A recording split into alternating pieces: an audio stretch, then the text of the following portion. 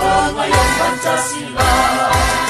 Gerak juangnya ke seluruh nusa, mendarmakan bakti bagi ampera, tunaikan tugas suci tujuan TNI di Persada Dunia Pertiwi, untuk umat bangsa di seluruh dunia.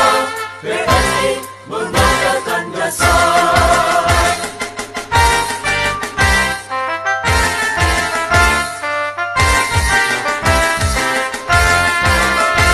Alam merah Indonesia, sumber kasih umat manusia, warisan luhur nusa dan bangsa, wujud nyata pengayom Pancasila.